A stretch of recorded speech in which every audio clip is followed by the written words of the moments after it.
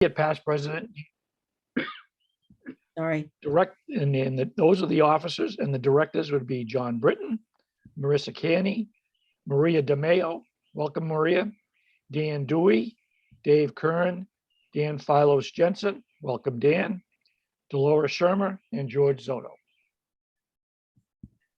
Okay. Okay, In order to have this election, we're gonna pop a little, let's see, I have the message in the chat here. What is the message? Oh, Dan should be with us in a half an hour. Oh, Dan is traveling back from Boston, but I think we can vote him in anyway, and then move on. Let's see, I want to, Gordon Starr is here, so we'll admit Gordon. Okay, the election will be, this is how this works. I'm going to launch it, and you vote for the presented slate of officers, yes or no. Oh, wait a minute. Yeah, so does everybody have that little poll in front of them? Yes. Okay, so go ahead and click yes or no. If you're an active member, your membership has to be current. Please vote. We'll give you a few minutes to vote. We need at least 16. We're getting. Do we there. submit as soon as we vote? Yes. yes. Nancy, I don't see the vote. I'm sorry. I don't see a place to vote. Is that on the chat? Move your, It should be on the screen. It should say It yes. move your Pop right finger up up and for down. me, It showed Nancy. up for me when I did that. It should pop up on the screen. You gotta scroll down. Roll up. Speaker view, Uh, no, gallery view. Interview, okay, Well, we need a few more people to vote. We have 12. okay. I can't find it. Yeah, I can't either. Oh dear. I don't know why. How about that? If anyone's at an iMac, they might try Command tilde, which is below the escape key in case the window's not showing. Command tilde. Yeah, I have a MacBook Air, but nothing's happening. Yeah, I mean, I'm using a MacBook Air, so that should work. It didn't show for me, but I scrolled up and it popped up. Bethy And I thinks just I had a- need to take it down and pop it up again. Let me try that. How's that? I just had an option to vote yes. Okay, so vote yes or Yeah. no. You have to click yes or no, John, and then, I did yes. okay, good. So now we have 12. I still don't see anything. Nancy, I did not see it repeat, but perhaps it logged my vote. Yeah, it did, probably did. Yeah. If you can't Mine was- see it and you're an active member, we can count you if you want us to count a yes or no. Can we do that? I'd be happy to, I'm pretty sure that I'm an active member. You are, Ellen. So, are yes. you voting? You mind telling us how you're voting? Yes, yes, yes. Okay, so that'll be 13. Okay. Hi, Dan. Dan, can you see it? Can you vote? Or you can't see it? Yep. I Hi. cannot see it, so. Oh, but I okay, vote so yes. that's 14. Person, Want me let to get Shirley? We need, Carol could vote, or Shirley could vote, or Lenny Uh, could vote. You got us, right? You got our vote? I only got one, so you guys get a second vote. Well, give us two. Give Okay. us- Give me, give me another one, Nancy. I'll Yes, vote for Carol. Carol's voting Come yes. on, give me another one. Okay, then we're way past 16. So I'm Yay. gonna end the poll. person Lenny says Those yes. are the results. Officially Quickly. 13, but we have about 18 actually. So these are the results. Can you see? Oh, it's back. She got enough. These are the results.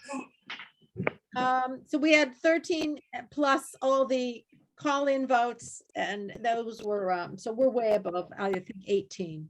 So the Yay. motion passed, and the slate of officers have been approved, and All right. I am Congratulations. turn it over to Andy Lee. Congratulations, Andy. Andy, Thank you you're the very much. man. Thanks for the vote of confidence. You'll be great. Really big shoes to fill. Um, You. Okay, Nancy, you want me to take over? You take over. I'm going to put this on speaker view, so the person talking will be showing in the speaker. Okay, staying on the agenda, how about our precinct 11 town council report? Chris Clark.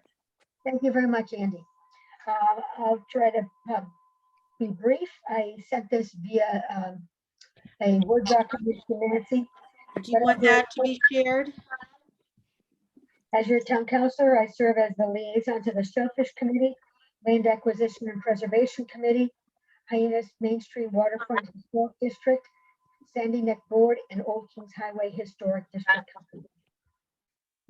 So with Councilor Starr from Precinct 1, we work to bring attention to unsecured trash on the trash train with an article that ultimately made the front page of the Cape Cod Times and a letter sent out by the town manager to raise concerns over the littering of Barnstable along the railroad tracks.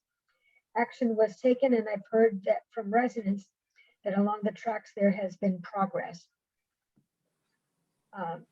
The existing trash was picked up, and I have not heard that the problem has continued. So if you have any complaints, please let me know. We are currently working on a town council resolve to address potential radioactive water release from Holtec, the current owner of the Plymouth Nuclear Power Station.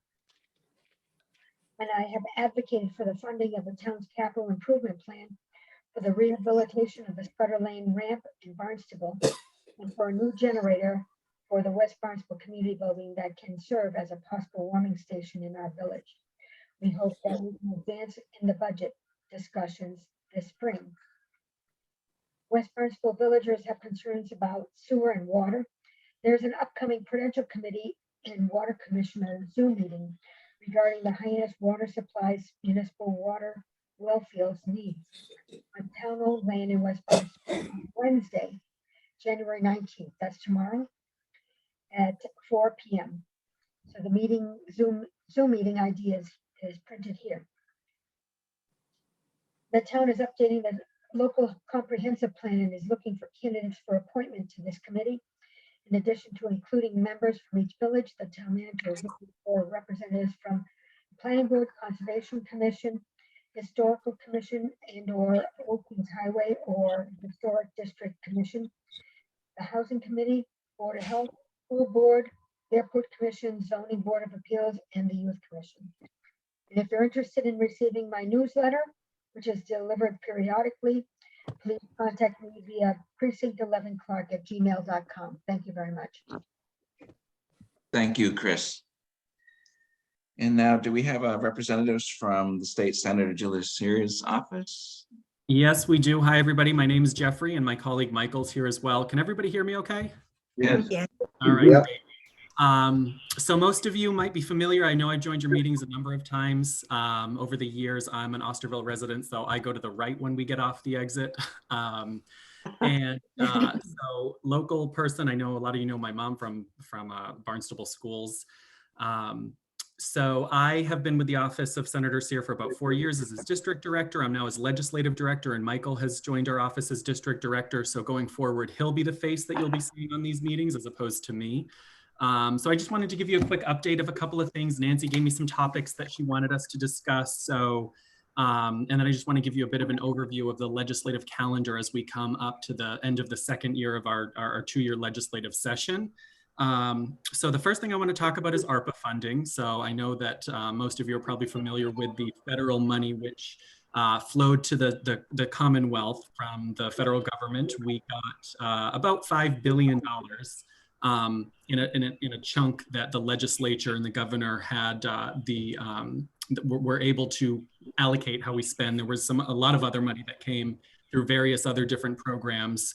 But basically we had $5 billion to figure out how to spend.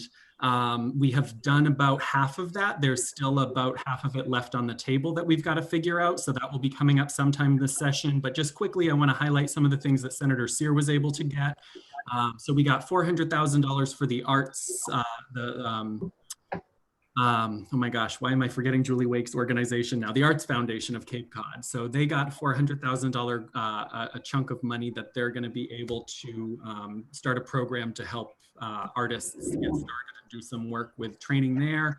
There was about $3 million that both Senator Sear and Senator Moran jointly received that was for housing, all sorts of housing initiatives. So some of that goes to specific housing development programs and projects. And then there's it's kind of broken down after that. So there's, you know, a chunk that's going to go to a housing panel that's going to bring together housing experts from all of the organizations across the Cape and Islands to discuss the housing crisis, which is, you know, one of our biggest issues that we're facing. We got, you know, $60,000 for Amplify People of Color on Cape Cod, which is a great organization doing, you know, wonderful work to advance, you know, our BIPOC members on the Cape. We got a chunk of money, I think it was about $80,000 for Cape Cod Young Professionals, which is a great organization doing a lot of work to help networking, you know, and help new young folks move to the Cape, live on the Cape, figure out how to work here. We got, this was not specifically for the Cape, but Senator Sear was able to get $1.5 million for a program called Food is Medicine. So that will be going to an organization that helps work on basically using food as medicine, as it sounds, you know, and trying to enable doctors to write that as an actual prescription. You know, so there's a program, a pilot program to jumpstart that. We got $60,000 each for Barnstable Police Department and Yarmouth Police Department to hire mental health counselors. So both, I've been in touch with Yarmouth Police Department, and I know Representative Kip Diggs' office has been in touch with Barnstable Police Department to get those programs started. We got a chunk of money for Nantucket for Fair Winds to do mental health programs out on the island there. Duffy Health Center got some money. As a lot of you probably know, Duffy does a lot of work with our homeless population on the Cape. And what else? We got money for harm reduction for Access Hope, which will do some harm reduction services for folks suffering from addiction and substance use disorders. Chunk of money for a beach out on Martha's Vineyard that needed some work, some beach nourishment, and I think some dredging and some things there. And then a chunk of money for another, for Crystal Garden, which is a preschool, I think it's a nursery school or a preschool in Hyannis. So they do some great work. So that's kind of an overview of what we did in the first round of ARPA budget. Like I said, that will be coming up again in the next couple of weeks. We don't know when. So the next thing, Nancy, I know wastewater was one that was big on your agenda as well. And so to touch on what we're doing for water quality, Senator Sear was one of the two co-chairs of the PFAS Interagency Task Force, which is a task force that has been meeting all year with all sorts of stakeholders. We've had stakeholders from the CDC. We had one of the directors of the CDC, Dr. Pat Bricey. We've had stakeholders from most government agencies. We had Congresswoman Lori Trahan, a lot of people who are discussing and working on the issue of PFAS. For those that don't know, PFAS is an acronym for per and polyfluoroalkyl substances. I will not say that times fast. So basically it's chemicals which have been used in industrial manufacturing products for decades. I don't know if folks saw the Dark Waters documentary, or actually it wasn't well, I guess it was a documentary, but you know, that was about, I think, DuPont, which is one of the manufacturers of many of these chemicals. There's about 9,000 plus, it constantly grows, but there are thousands and thousands of compounds that fall into this category. They're in things like Teflon pans and your waterproof clothing and your fire resistant and flame retardant, you know, rugs and your mattresses and things like this. So it's basically in everything that we use as consumers. And so the task force has been called together to try to create recommendations for how the Commonwealth should continue to address that being in our wastewater. And so that work will be wrapping up in the next couple of months. It will result in a report which is filed, which will be pretty comprehensive. I know, Mark, thank you. I want to give a shout out to you. The town of Barnstable has been incredibly helpful with us going through this process. You've shared a lot of anecdotes and experience, and that has all gone into the report to hear, you know, how towns that are addressing this and doing it well are doing that. So that's a bit of work there on water quality. Just quickly, I know I'll wrap up shortly. The last thing is just a bit of an overview of the legislative calendar that we have for the next couple of months. So like I said, we just came back into session for the second year of our 2-year sessions. So we have until July 31st to finish all of the business for the 191st session of the General Court of Massachusetts. So what we have left to do is, like I said, another round of ARPA. We have, I think, a healthcare bill that the governor has said that he wants to do. I think we have some offshore wind legislation, which a bill which folks have mentioned that they want to do some work on in both chambers. Then we obviously have budget. That's the big one that comes up every year. So our budget in the Senate comes up in May. So we've got a couple of months. We have Joint Rule 10 Day, which is February 2nd, which is the day by which all bills that were timely filed are required to be reported out of committee. And so Senator Sears, the chair of the Mental Health, Substance Use and Recovery Committee. And so that means that all of the bills which were filed that fell into that category need to have been heard. They need to have had a public hearing and they need to be reported on. So that means that the committee and the members of the committee will vote to either release it favorably or unfavorably or to take no action on it. All of those determinations need to be made by February 2nd. And we have, I think, 130 bills in the committee. So we've been busy kind of reviewing those over the past year and a half. Well, I guess year, and getting ourselves ready to pull the committee and vote and have the committee members vote on those bills. So we're doing that from the committee side, but then as well, Senator Sear has 120 bills or so that our office, that he has filed himself. And so we need to work on shepherding those and stewarding those through the committee process themselves. So we're working on that as well. So that's a quick overview. Michael and I both are always here. We're always accessible. So we'll both put our emails in the chat if folks want to reach out, if you want to ask any questions to us. That's why we join these meetings. We want you folks to be a face and a person. So we're here. Please reach out to us. And if there's time for questions, Nancy, I'll take some questions. But otherwise, I know you've got a packed agenda. So I know we can keep moving as well.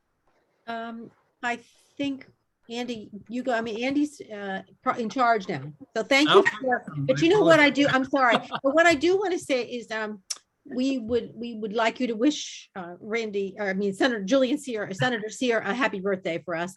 And Absolutely. Michael, when you're speaking, I could have this on speaker view. So could we see Michael just so we can say hello to him too? Hi, Michael. There's Michael. This is my 8th week in the senator's office. It's nice to be here and to put some names and faces for Andy and Nancy, who I've traded emails with. Yeah. Thank you. Thanks for joining us today. You take it, Andy. Well, thank you. Thank you for sharing that information with us. I appreciate it. You guys always make an appearance in our meetings. We really look forward to it. Okay, next on the agenda, do we have State Representative Steve Zaros in the wing? You do. How are There he you, is. sir? Thank you, Good Steve. evening. Good evening, everybody. It's nice to see you. How do you follow that? I mean, Jeff is fantastic. Senator Steer, he's the man, don't forget, on the Cape. He's our senator from Barnstable down, towards the other end of the Cape. Myself, I'm pretty lucky in a way. I have Senator Sear as my senator, as a resident of Barnstable, but I actually work a lot with Senator Moran because she handles Bourne, Plymouth, Sandwich, and my district. So it's kind of interesting to see both. They're great people. But real quick, there's a lot to talk about. I'm glad that you asked me to talk about the bottle bill because there's so many things to talk about. And I don't know exactly what you want to hear sometimes, but I thought, let me just give you a quick overview. There's 7,000 bills. Not 700, 7,000. And they all have hearings and every one is important to somebody. I just finished my first year. So I'm very proud to be your state representative. It's my first year and they call us the COVID class. There's 17 new reps and we don't have an office and we have no space in the State House, sadly, because of COVID. So it's been a challenge to govern without actually being together. Being together with Senator Sear and others is very helpful, very powerful. So we are allowed in the State House, but It's really difficult, especially now with the comeback, let's say, of the most recent virus. But when it's over, I want you to come and visit. I'd love you all to come and see the People's House, see how government works. Everybody works hard, Republican, Democrat. That's our job. So 7,000 bills, 25 of them are mine. You know about the Nero bill. That's one of mine that we're very close to passing, hopefully. Another one is I'm trying to get money for our families to be able to buy diapers, disposable diapers. They're in big demand, especially if you're a family in need. Think about how much money that is. And I hate to see babies, they're left in, dirty diapers because the families don't have the money. And they'd rather, spend money on medicine or gas. And we should fix that. That's one of my bills. Also, I'm very concerned about the opioid crisis. 100,000 people, I say, were killed. I say murdered across the country. They call them overdoses, but remember, somebody gave them an illegal drug. Fentanyl's illegal. The latest thing right now is the drug dealers take Percocet, or they make pills that people think are Percocet, but it's actually fentanyl. And my next door neighbor, your West Barnstable resident, right next door to me, 19 years old, took a pill and died. And so that's big to me. As a police officer, I saw it all, and now I'm in the place to do something about it. So behavioral health kicks in, addiction kicks in. We need more centers to bring people. We need more long-term rehab. But I also believe we have to get tougher on the drug dealers. The person that gave my neighbor that Percocet knew it was fentanyl. She died, and nothing happens to him. So I think we're missing that, and I want to push that this year. But those are some of my bills.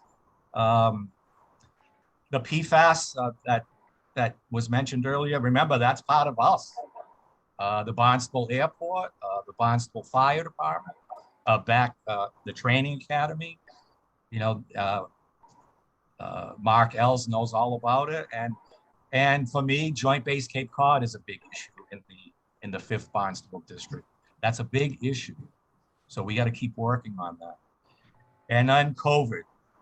Remember, the good thing about if there's anything good, but our own college, West Barnstable, Cape Cod Community College, every Tuesday, every Thursday, and all day Sunday, you can go get vaccinated for free. That's a state program. It's in our town, and please spread the word on that. If someone chooses to get vaccinated, that's the place to do it. Quick, easy, and free. As far as a couple other things, I wanted you to know about the bridge. If you went by today, that is our bridge. That's the First Responder Appreciation Bridge, thanks to Representative Hunt, Governor Baker. That's the only one in the nation that I know of that's official. And as you know, they're redoing the sides after a long wait.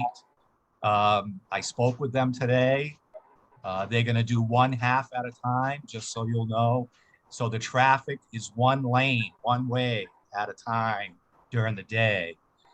So their plan is to do the east side first. That'll be done before Memorial Day. Then they'll stop for the summer, and then it'll be the east side. So that's the quick on that. It's a lot of work, but a lot of us go through there. Just expect delays because now it's one way or the other while they're working. And then as far as the bottle bill, and Jeff may know more, but it's a good thing. It's something that I co-sponsored. There's a couple of them, but what's good about them, and you may not know, some people call it the nip bill, the little nips that are all over the road. I was walking my dog Zeus on Church Street 3 hours ago, and they're laying there. It's a shame.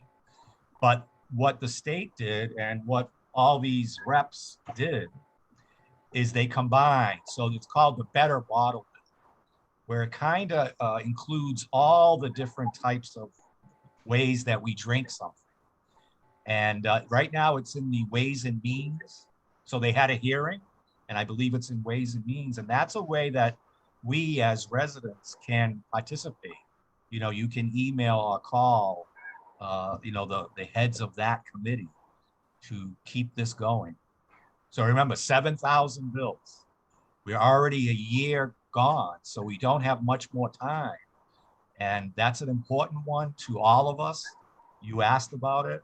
I've learned how to make things push, and you guys all have a voice. I would recommend calling, and even better, emailing, you know, the chairman or the people that are on that committee to make sure they know that that's something that you want. And then hopefully it gets to us and then you can vote on it. But it's a long process to get to that stage. But you asked about that, so that's the latest on that. And the other thing that we deal with a lot is, you know, homelessness. There's people living in cars. There's a nurse from Sandwich. She fell on the ice. She's broke her neck. She's in the hospital, has no home to go to. It's a shame. She lost her house because she couldn't pay the rent. So I'm trying to get her somewhere where she can have her wheelchair and live. So housing, big issues, and the personal stories, they touch my heart. That's really what I care about, is trying to help people. And the other one is jobs. Remember, there's lots of jobs. So nobody should not be working if you can work. It's a huge problem. We had a food caucus hearing today. I'm on the state food caucus, and there's plenty of food. But the problem is there's not enough truck drivers or warehouse workers or, you know, nurses, firefighters, plow drivers. And part of it is the baby boomers like me. You know, a lot of them have retired, and we need the younger people to step up and take some of these jobs. So I work a lot with Upper Cape Tech to try to teach, you know, restaurant skills or truck skills, or they have a veterinary section at Upper Cape Tech where they teach high school kids how to be vet techs. There's a lot that goes on, and you should be proud. But I know there's a lot to talk about, so I'll end it there. You have your answer on the bottle bill. I can email you the actual number, and the chairman, I think, are key to, you know, call or even make sure you email. I think that's better. It keeps a record. And, you know, ask for answers, because it's pending through the system. But unfortunately, a lot of the bills never make it. So they need to get a push and attention. And if that's one that you're very concerned about, I'll help you get it done. So if there's any questions, Andy, please, I'm here. But otherwise, whatever you need. Great. Well, thank you so much for spending time with us and explaining what you're working on. And thanks for all your hard work. Can I ask you a And- question? There's a question in the chat room there, Andy. Can you- Yes. Oh, I'm sorry. Yeah. Let me see if I can see it. Oh, It's about posting the number. Oh, yes. Okay. Yeah, I can do that now. Yes. Yeah. Post it here. And then if you want, Andy, I can email you more information on how to track bills and how to, you know, get the people that are in charge right now of getting it to the next position, how to make sure that your voices are heard. Sure, we can put that on our website. Wonderful. Thank you. Thank you. Okay, moving along. Sue Larry from the Scholarship Committee. Are you there, Sue? Yes, I'm here. Just a reminder that we open our scholarship can you hear me? We can. yes. Okay. We open our scholarship application period on February 1st, and it will continue to be open through April 15th. If you know any graduating senior who is a resident of West Barnstable, who is interested in working in their town, being a part of the civil process, if you will, please encourage them to apply. I'm hoping that all my committee members, I haven't talked with them yet, but I have some things to send you tomorrow. And hopefully you are all willing to come back and work with me. I haven't heard any dissenters yet. I'm keeping my fingers crossed. But we expect to have all the information out to the schools in time for the February 1st opening. And we'll keep our fingers crossed that we can get some good students in here and continue to support our young people as they move forward with their lives and their careers. Thanks for any help you can give us on that. Great. Thank you so much, Sue. You're welcome. Any questions for Sue? No? Okay, let's move along. Village updates. Do we have anyone from the Weldon Library? Yeah, I'm here. Hey. Rusty, would you like to comment on anything? Well, we've done a lot over the past 2 years. With new steps, new painting, tore the rug out, put in new flooring inside. Took some old trees down. Have a new shed for the bottle redemption when it's not open at the dump. What else are we working on? Working on some other, let me think. Maybe a generator, but we're going to talk about that Thursday when we have our meeting. And we have a new librarian, a new director, and she's awesome. So things are going pretty good. Things are going well, and we just wish that we could, have this COVID stuff over so we could have another spaghetti supper and all get together. Right. So, yeah, that's about it. All right. Well, thank you, Thanks, Rusty. Andy. Thank you. All right. How about the 1717 Meeting House Farm? Anyone there? I don't think there's anyone from. No one there. Wait, Wisconsin. wait, did you say Meeting House Farm? Yes. No. No, that was next. The But now I am. All right. Meeting House Farm. Okay. Okay, I'm Ellen.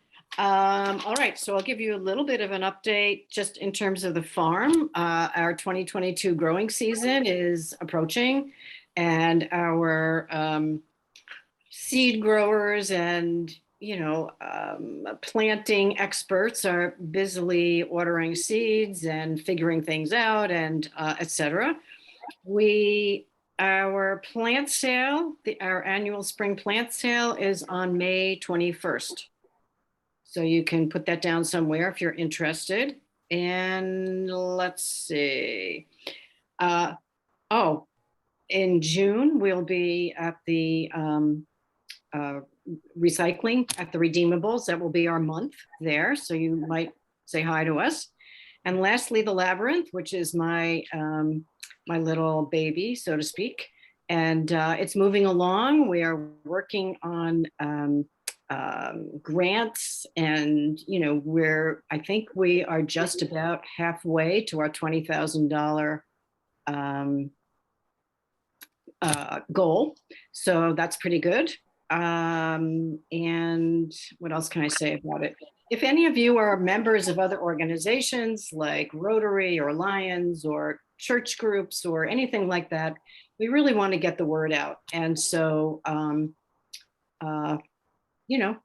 it would be great. We'd appreciate it if you would let those organizations, groups, friends know about not just the Labyrinth, but the farm, and the kind of work that we do there and what's happening. And it's just it's a very peaceful place. And so in these days of how communities are fractured and people's well-being is sort of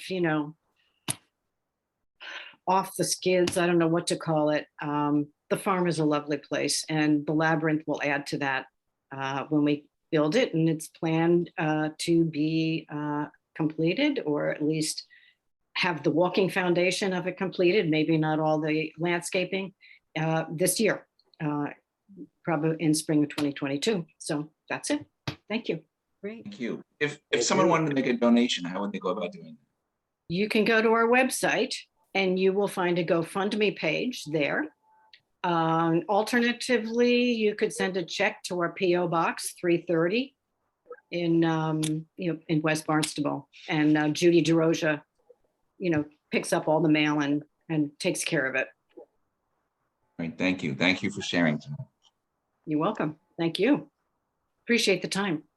You're welcome. And lastly, is there anyone here from the West Barnstable Fire Department? No? Okay. Well, then let's move on to Nancy. Can we put up the annual treasures report? That's posted on the website as well, correct? I will screen share. Okay. And I want to just show you, whoops. So on our website, you can go there and go to the calendar of events and then scroll down. And we have, first of all, we'll do the financial report. Mm-hmm. Okay, so everyone can still see this, right? Yes. Let's move it over. So here you go. Yeah, so Nancy, you pretty much shown people how to get to it. They can look at it on their own. But any questions for Bob while you have that up? No. Or there's something in the chat. What was that? Okay, wait a second. Let me pull this down. And then the next thing that you want to see is the year in review, right? Please. Yes, please. And we can thank George Zoto for his support with this. The question in the chat. Oh, that was from Ellen, I think. No, that's sorry, Repix Harris. Never mind. Sorry. Okay, so here's the year in review. I'll just scroll down. And again, this is on the website. Yes. Great. So just highlight what we did in 2021. And that was put together by George? Yes, mainly. Thank you, George. And then this is up here for people just to see. This is the event schedule for 2022. We have a lot of to be determined, and we'll update that as we can. That's all. Thanks, Nancy. All right, thank you. And if you haven't renewed yet, you can do that right here too. Right. Okay. Thank you, everyone, for those that have renewed and joined us. I think lastly is our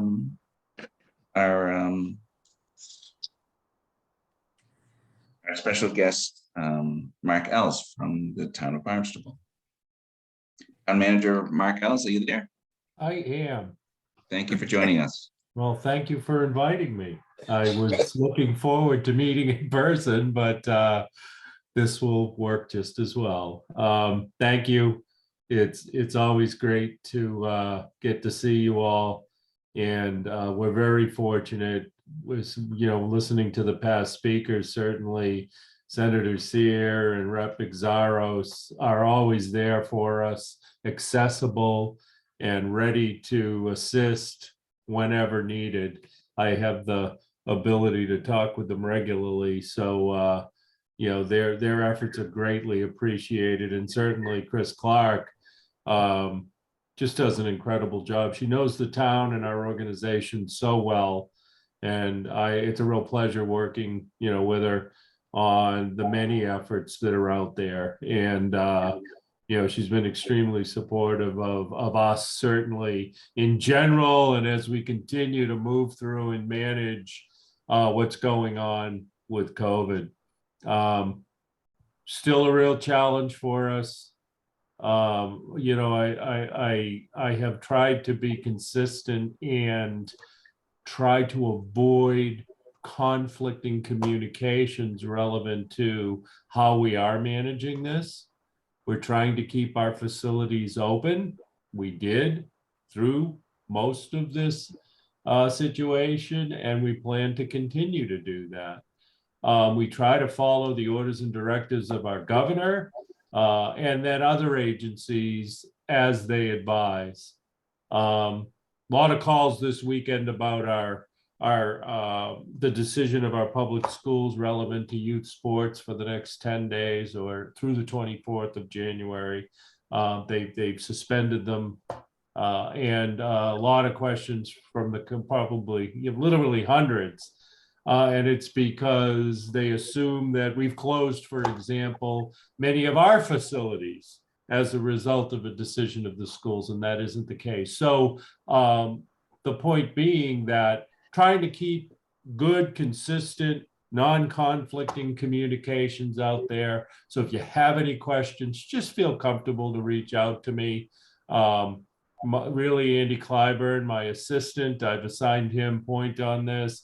So he's led my management effort on my behalf for this. He works with the fire chiefs hand in hand, and our Board of Health and the state, certainly Julian Sears' office, and our reps when they're engaged in these efforts directly. So just know that we'll continue to manage this. We'll continue to keep our community safe while, truly we're trying to keep it open and keep our public active.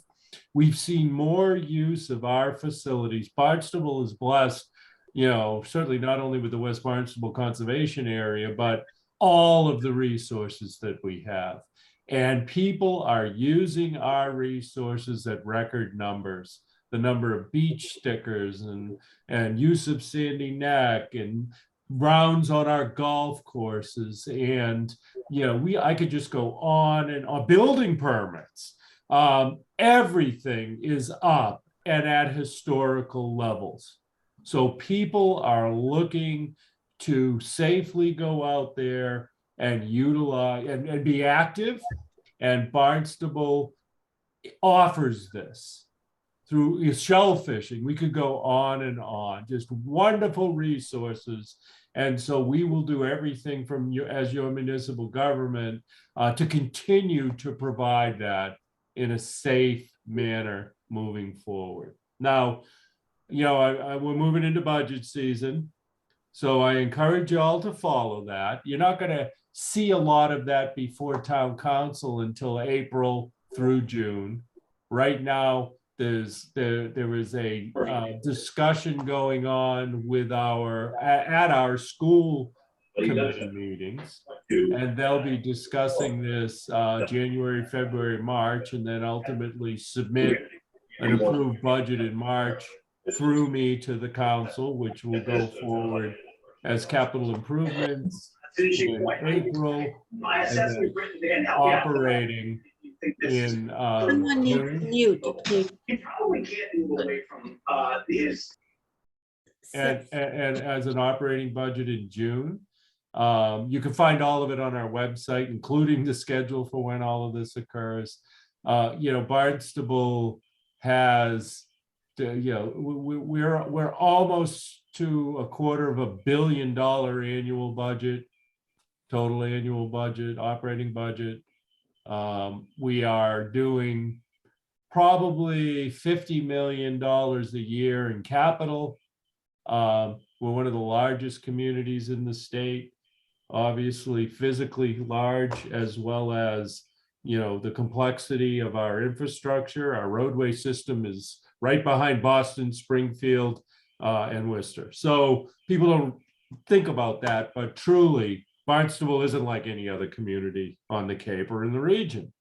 And then we also have a very sensitive environment here, as you all know. We've got coastlines both sides, and just live on top of this really sensitive resource that is built into every decision that we have to make about how we go forward with managing our community. So certainly your Civic Association has always played a really important role in helping us to plan for how to do that and to hands-on participate in how to do that. So Andy, I look forward to working with you. I am always there. Never hesitate to reach out to me. That's why I'm your town manager. That's why I'm here doing what I do every day. So, we're trying to preserve the quality of life that we all came here and chose Cape Cod, and certainly the town of Barnstable and whichever respective village we live in. And that's a big part of what I try to do every day. It's the challenge is balance. The challenge is making sure we hear our citizens, we understand what we're trying to manage. We work hand in hand with our town council to have a really clear strategic plan. that we focus the resources that you give to us, and that we can move forward with trying to maintain that balance, that quality of life, that protection of natural resources, but also looking at housing and job creation, and supporting all of those who come here not and live year round, but visit or come here as a second homeowner. And we do it trying to engage our community actively, openly with everything we do. And if you haven't had time to go onto our website recently, please do so. And we try to keep it up to date, but it is a massive compilation of information. So when I started thinking about one of the issues I'm going to talk about in a minute, and that is looking for future potential water supply locations, I thought, well, that's certainly a report that people from West Barnstable would want to look at, because when you think about where you'd want to look for water supply, you certainly don't want to put it under the most densely populated areas we have in the community. You want to try to put it in the least populated areas. So that particular report was done in 2019. It's on our website. But it took me a couple of keystrokes to be able to say, okay, it's under public works, it's under water supply, it's under reports done by water supply. So, I've asked my staff to bring that up more prominently under water resources. So hopefully anybody who wants to look at it can find it. It's been there for a couple of years, but I bring that up because Councilor Clark said that the fire district and Chief Maruka are going to be talking with Dan Santos tomorrow at 4:00 and staff about that report, and trying to work together so that, we maintain that infrastructure of safe drinking water while we also protect those natural resources that we have in our community.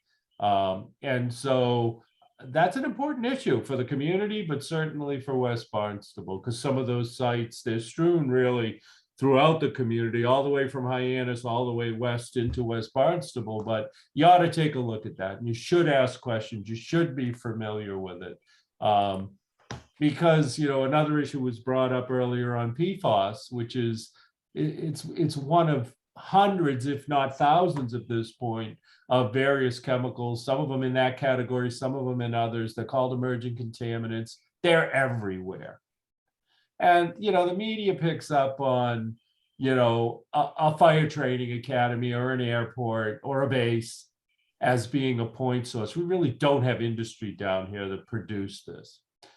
Truth is that the regulations have gone to a point where they're done. When I came out of school, and I've said this to you if you know me before, but, I was an undergraduate in environmental engineering. And so, we were talking about parts per thousand. That was a lot back in 1980s. And then it became parts per million. And then it became parts per billion. And now we're detecting down to parts per trillion. So when you talk about a point source, absolutely. You can get to parts per thousand with that sort of contamination. But when you're testing and regulating the parts per trillion, all we have to do is look in our own cabinets to see if we have a Teflon pan, to see if we have any flame retardant products, to look at what type of makeups we use, or perfumes, or aftershaves, or I could go on and on and on. And very minute amounts of that introduced into our environment show up in drinking water. And that's where they're regulating. It's really interesting, because I also teach business for 30 years. And so understanding the marketplace and this free market economy and, capitalistic society, we want business to thrive, and we want business out there in a competitive market. But when we don't regulate it when it enters the marketplace, but we do regulate it at your drinking water well, whether it's public or whether it's your own private, that's problematic. That's kind of like getting sick and then trying to deal with it when you're sick rather than preventing ever getting sick. So everybody needs to be aware of this. Everybody needs to think about it. It's everywhere. It just isn't Hyannis. You heard about it in the Hyannis system first, but it was everywhere. I'm getting calls from all over the state. From last community I said at council the other night was Chelmsford. They're like, how could we have it? It's like, well, everybody has it. It's not unique to one area. Hyannis has no PFAS now in its drinking water because we put $24 million worth of filters on it. That's really not the way you want to have to manage these things. So education, prevention, knowing that it just isn't point sources is really important moving forward with this. But our capital budget just isn't water or wastewater. It's a massive roadway infrastructure with drainage. It's all the buildings that we have in town, including our schools, all the grounds and fields that we have, playing courts and marinas and cemetery. It's every asset that we have in our community. So again, over the next 5 years, not including the wastewater effort, we've probably got about $250 million worth of capital on the books. We do about 50 million. So we're not getting ahead. We also have major challenges moving forward with wastewater. There's an active discussion still going on with our council about fiscal policy long-term to be able to manage that issue. We've made some huge strides there, but still have a few more discussions to go. So stay tuned to that. Please watch that actively. We've embarked on a local comprehensive plan update. We started in the fall of 21. We brought in a consultant to assist. We're in the process now of creating a local comprehensive planning committee, and we're going to want you all to engage in this. It's like a call to action to our whole community. There's been misinformation out there that I somehow want to exclude our villages from actively participating in that. That is absolutely incorrect. Actually, it's quite the opposite. What I said was, we're not asking each village to write their own section of the local comprehensive plan. Why? Because it's the town of Barnstable local comprehensive plan. But of course, our villages are critical to the character of how we plan to look comprehensively at our town over the next decade. And that's really what it is. So we're going to be creating a local comprehensive planning committee. Believe it or not, the Cape Cod Commission Act tasks the town manager with it. But once I create it, the local comprehensive planning committee reports to the town council and is accountable to the public and the town council, and will regularly be meeting with the public, bringing forward various products as they move forward with this. The first phase being data gathering and public engagement, and then the second phase being actually putting together this comprehensive plan for our community for the next decade. So I've come out with a memo of how I want to approach appointing these people. It's from all aspects of our community. I'm trying to engage many of the major committees that have statutory authority. But if they don't, like, for example, if ZBA or planning, somebody doesn't want to do it, we'll look for another community member to participate. Certainly looking for somebody who understands what planning does, or what ZBA does, or what conservation does. But in the end, we're looking for a committee of 9 to 17 people to work with us in Barnstable. And from my side, after it's created and the town council ratifies it, I step back and I provide staff to that committee to be able to move forward with developing this plan. So that's a big priority for us. We want to get that done. We want to get it approved not only by our town council, well, certainly the community, the town council, and then we have to send it to Cape Cod Commission, and the Cape Cod commissioners need to approve it. I'm not going to talk about the wastewater plan. I think you know that I think last summer when I came to visit, we spoke about that. I've talked about the fact we're still talking fiscal policy. We're active. We are designing. we are permitting, and we are building sewers. There are sewers going in the ground right now. We've got about $80 million worth of approved money. The ARPA funds prioritize wastewater. We're talking with the state and the county about that. And we expect to use some portion of any funds we receive toward eligible costs. Certainly water and wastewater and broadband being 3 infrastructure areas where we expect to see those monies coming in and Barnstable receiving them. I've already talked about the new water supply report. So at this point, there's a lot of road construction going on. You will see it on state highways and you will see it in your neighborhood. So we have set up a link on our website so you can go in and you can click and you can see where the active road projects are. So feel free to go on the homepage and take a look at that. And, you know, we're out there pursuing not only our local sources of funds, but, you know, the ARPA funds present, it's not, I was the DPW director back in 2008 when the ARA funds came through, when Obama put forward the infrastructure package. Barnstable was extremely successful in securing those funds because we were ready. We were shovel ready to move. The reason we were shovel ready is our town council leadership had supported those efforts and our community supported the efforts. And therefore we had plans ready. And we did projects like solar panels and wind turbines and road reconstructions and pump stations for water and sewer, to name a few. So we're ready this time as well. So we expect to do quite well once these dollars start flowing from the federal to the state to the municipalities. And we will try to secure any and all funds for these projects that I speak about.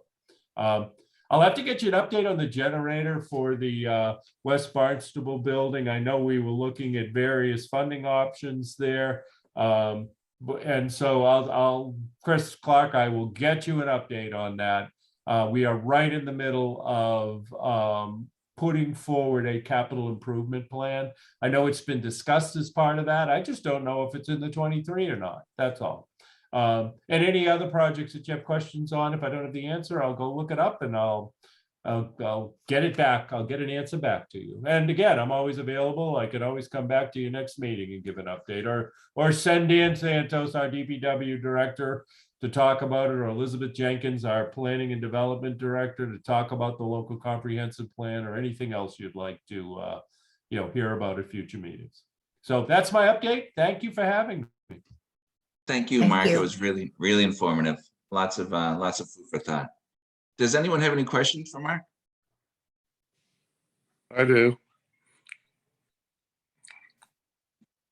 George? Mark, this is George Soto. Hi, George. Good to see you. Long time. Mark, the one thing that has always ticked me off as a former member of the first LPC is how it's implemented. It doesn't coincide very well with the council's plan. In fact, the council's plan seems to take precedence over the actions that are in the LCP.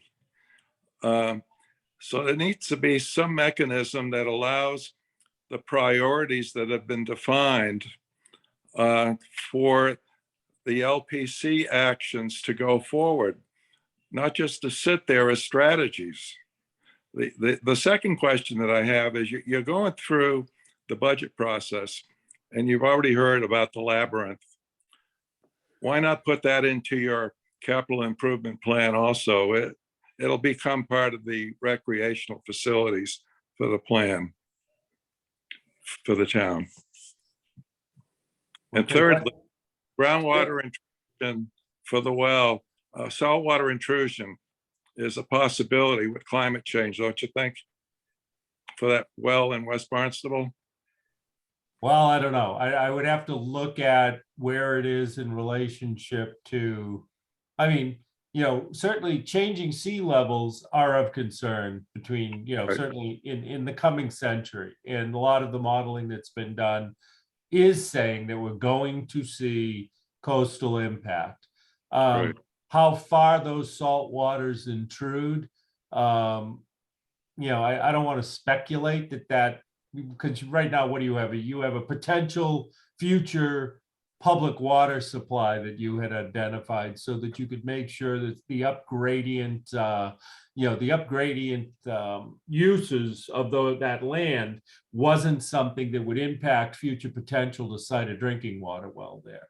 So you'd have to run model scenarios. And again, it's as good as the information you put in, but yeah, I'm not sure whether saltwater I mean, it certainly should be looked at, but I can't answer the question whether it would be a problem not having that sort of analysis run yet.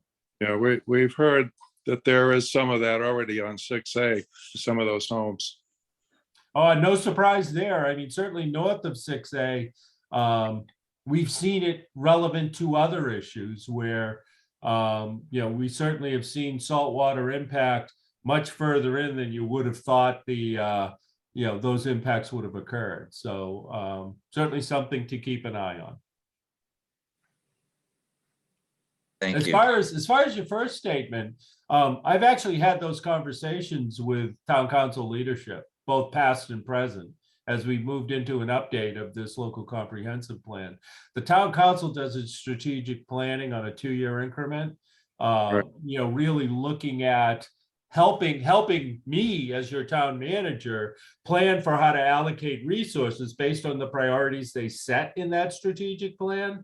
And I've said to Matt Levesque, who is our current you know, town council president, that we need to make sure that when we do an updated local comprehensive plan, that broader strategy that we identify in the local comprehensive plan is incorporated into the strategic plan that we're doing. And when we find that those don't match, we actually need to look at both again. Because, I mean, you know, you and I have worked together in the past on a lot of issues, but I mean, I've been here 32 years now.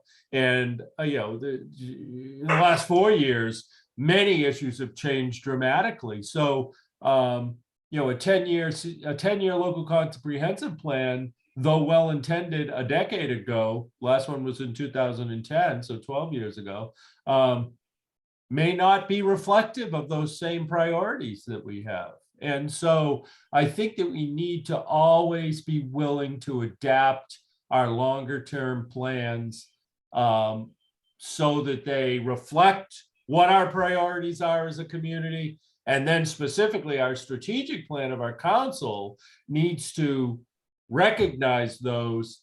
And if they're different, that's okay. But you don't just put it in the town council strategic plan and then not adapt whatever other plan it is, whether it's our local comprehensive plan or our wastewater plan or our water plan or our you know, we've got lots of plans. We got roads plans out there. We've got dredging programs out there, long-term comprehensive dredging programs. So you really need to look at that relationship and constantly be willing to adapt it. Otherwise, it's just a report you put on a shelf. It has been. Mark, it has been. I don't like to do things that way, George. I come from the bottom up here. I like to implement. So you got to keep it consistent. And you're meaning the strategic plan of the council needs to work with our local comprehensive plan and allow us to focus the resources in the 1 year, 2 year time frame so that we're moving toward whatever those objectives were. That's all. I mean, I say it like it's easy, it won't be. But as a community, we need to be willing to adapt these plans as we move forward. Right. I can go on these issues. Well, hopefully you're gonna put in for the local comprehensive planning committee, George. I think he should, yeah. Yeah. I have a question. Can you tell us what we can do to help with the water quality? I mean, this list of Teflon and pans and all, I mean, I guess I could Google it and find out, but how can we help with citizens? Yeah, I'd like to know what the town's doing to educate residents on PFAS. Mm-hmm. both excellent questions. I'll give you my answer. And it is, we put a lot of information on the website. We talk a lot about it during the various public opportunities that we have. I mean, the current town council president, actually says, Mark, you're going to talk about PFAS this time? And when I tell him that we did, he will say, it is amazing how often this subject comes up. I think that I should be more proactive in sending to people like yourself, Nancy and Andy, where that information exists, so that those that are interested can educate themselves. We have a really intelligent, engaged public, adult public here that understand these issues. So if you get them a good link to information, they're going to look at it and they're going to formulate their own opinions on it. And then they're going to proceed as they believe appropriate. So I'll share my philosophy, and Chris Clark certainly has heard this before, but I'll use myself as the example. Getting me to modify my behavior at my age is difficult. That's probably, I'm being kind to myself. Getting a person in high school to modify their behavior, especially as a consumer, is easy. They are interested in living a long, healthy life, educating themselves, not resistant to change. So much of the time, Marissa, that I spend is educating our youth on this issue. Now, are they the primary purchasers in the marketplace? No, we are. Do they carry that message home to their parents? Absolutely. And their grandparents? Absolutely. 7:45. So, I spend a lot of time with the youth because I think long term it will result in a changed consumer behavior.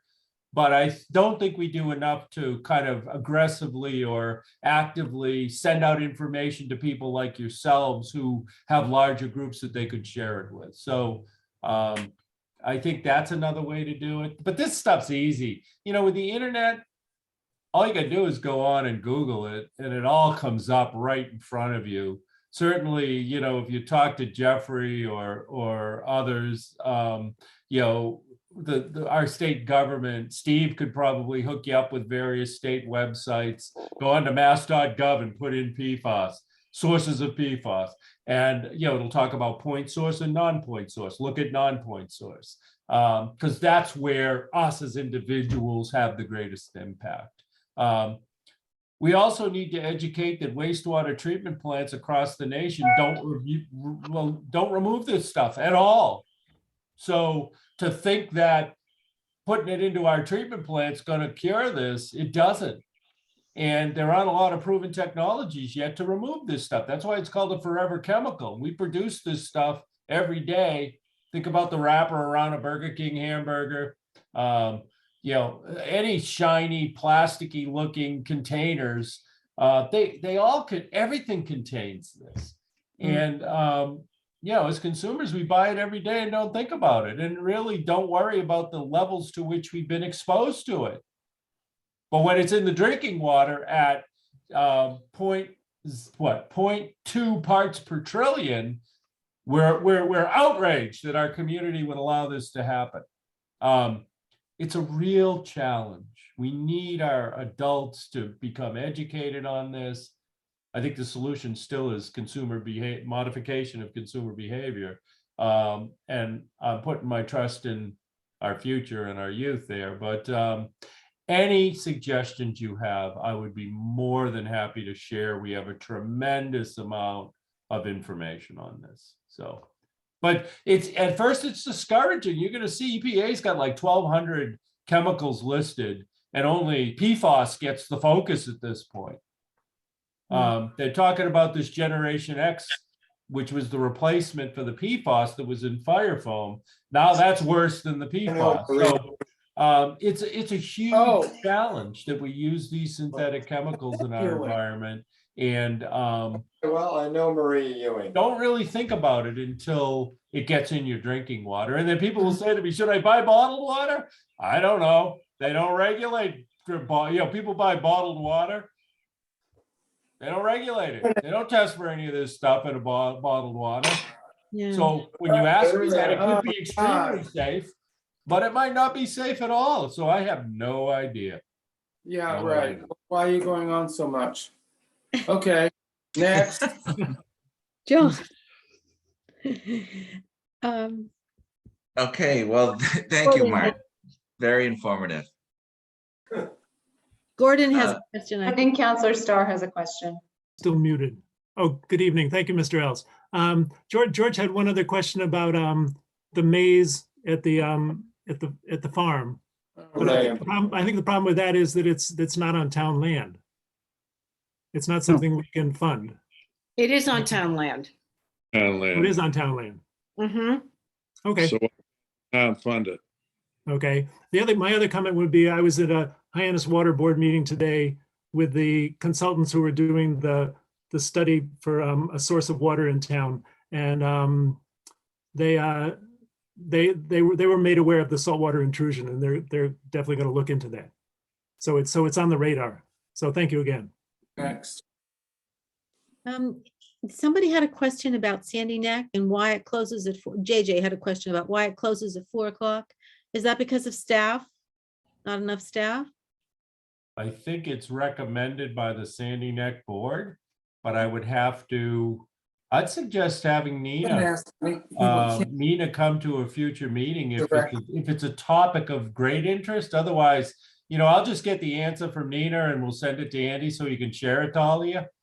I'll just ask, but they have rules and regulations. They set certain time frames, and I'd have to ask Nina the specifics of it. Yep. Okay, next. Come on. Margaret, move it. Keep it going. John Garofoli. John Garofoli. You're not on mute. We can hear you. Oh, really? Yes. Okay, Mark. Well, thank you again. Thank you for always taking the time to join us and speak. Of course. In our general meetings. I'm speaking for the board, but we're all looking forward to working with you. All right, Andy. Thank you. All right. Any other questions? I do. George. Mark, I have to ask this question. And I know the council hasn't been very receptive to being a green community, but the town on its own can start removing its carbon emissions in other ways. What do you think? Don't you think it's about time? Well, George, I think we have been, but certainly, and the council just passed a resolve to kind of reinforce the fact that we have been. But if you see us missing an area, certainly let me know, and I will actively educate myself on it, and then programmatically see if it's something that we want to pursue. But I mean, we've got energy efficiency built into our programming, so we're replacing out systems throughout the town constantly. We're putting in place procurement requirements to actually not purchase certain items, to purchase certain sorts of items, whether it's energy efficiency or types of vehicles and the types of fuels they use. And but if you see something that you just say, Mark, you're not doing this, then share it with me, and I'll be more than happy to increase my education on it first, and then secondly, programmatically, if it's something that we need to incorporate. And it's not just me, it's not a unilateral decision. I'll sit down with my staff and we'll talk about it. Yeah. I mean, when you look at us, we had the largest solar arrays at one point on the landfill. I fought for 20 years to try to get that out there. And the state wouldn't let us because we couldn't pile support the solar panels, which is ridiculous. They needed a floating foundation. Finally, they approve it. So now we have solar panels. So we've been working on this, but lots of people, not just me, Peter Doyle and others, for decades. Anything you see, George, any of you, just share it with us and say the town, the decision relevant to the green communities came down to the stretch code. In my time with the town, it's come up 3 times. We tried to come up with an alternative to it so that it could get approved. And the state, actually, Jeffrey knows this, but Julian Sears already reached out to me because what we asked the state to consider, Julian looked at it and he's like, that makes complete sense. Why wouldn't the state let you come up with this little alternative to keep local control and train your own inspectors? And we said, I don't know, but they didn't. And so we've got a discussion going on for that to be considered. And, we were trying to come up with a way to get us to green community. It didn't happen, but that doesn't mean that we're not doing all 4 steps, except for the stretch code, to make our community, certainly environmentally friendly and efficient. So can we require solar on all new construction? On our own? Well, that's a different discussion. That's a broader discussion. George, I'm afraid I have to keep this moving. We can just go on. Sorry. Yeah, I don't know that we have the authority to do that though, George. That's why I'd have to look at the building code and talk to the building commissioner, but I will find out for you, George. Well, thanks again, Mark. And Thank I want to you. thank everyone that's joined us tonight, both a participant and as a viewer. It's a great sense of community. Nancy, is there anything else we need to touch before we look for a motion to adjourn? Yeah, thanks. I think you're good to go. Thank you. Thanks for being the Zoom master. So can I get have a motion to adjourn? So moved. Second, vote. Aye. All right, thanks everyone. It was a nice meeting. Thank you again for your votes of confidence. I'm gonna do the best I can. Good night, all. Look forward to Good it. night. Good night. Stay safe. Hi, Andy. And thank you, Nancy. Hey, thank you all. Bye-bye. Nice, Nancy. Good work, Andy. Thank you. Nancy, thanks so much. Can you stay on a second, Andy? Sure. Eddie, you can stay on too if you want, or John even. Great job. I just have a lot of things to share with you, but we'll deal with it all later, okay? Enough's enough for one night, right? So how do you keep things moving? That went well. You did it perfectly. Just when I was thinking you needed to say we need to move on, you do, and you move on, I mean, I think most people were fine. I didn't know I think we used to do this in the beginning. John, do you remember this in the very first meetings when we started Zooming? I used to remind people, you should all mute unless you're speaking and make sure your head is in the center so that we don't just see your eyes, things like that. But I didn't think of that this time. So if we have to keep Zooming, we could try that. But any meeting, you did just what you needed to do, just move them on. So it's great. You have a presence and your voice is nice and strong. It's great. So.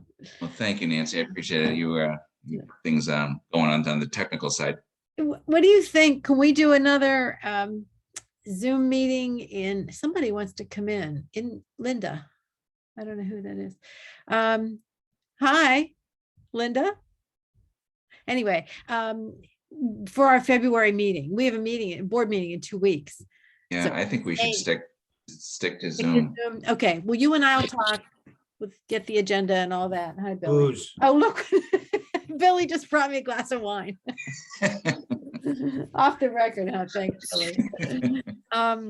Okay, and John, we'll talk about the t-shirts, right? We have a lot more coming in. Didn't you order a ton of them? Well, we just. Nice and meager. Oh, my God, that's not This is it. Oh. We're trying to find out what's available for color. Oh. And I talked to Stu today. They've been closed for the break. Oh. Today was the first day they were open. Okay. So hopefully he'll have stuff for me the next day or so. All All There right. is a burgundy color. It's not the same, but I said, you know, if it's burgundy, it's close enough. Oh, I don't know. People love that color. Oh, if we can't get it, Can we get it somewhere else? Or do we want to stick with, because he's a Cape Cod dealer? well, I think they all order from the same people. Oh, okay. What do you think, Andy? I mean, not, Can we at least see what it looks like yeah. before we just agree to it? I don't even see, I can't see the people. Play around with it. The meeting's almost over, but we're actually closed. it's with just over. a few board members talking. So, Linda? I don't know. I don't know who that is. John, how are you feeling, by the way? I have pneumonia now. That's what I heard. Yeah. Jeez. I went 2 years without COVID. Then we got Doreen and I and everybody got It's usually COVID. a meeting. And then I went from COVID to pneumonia. So they're treating me now for pneumonia. Hopefully I'm almost done with my prescription. So Oh dear, Hopefully. I'm so sorry. I know. Go figure. Yeah, yeah. But Well, best wishes. thank you for the care package, Andy. You're Julie. welcome. It was good. Yeah, Good timing. yeah. Is that Well, Julie? speedy recovery. Hopefully. Yeah. Well, everybody take care. We'll talk. Okay. Okay. All right, Nancy, we'll talk. Thank you so much. Great Good job. job, Andy. Good Thank job, you. Nancy. Yeah, Good night, I'm everyone. excited. Andy's gonna be great. Or you are great. Bye-bye. Bye. Bye-bye.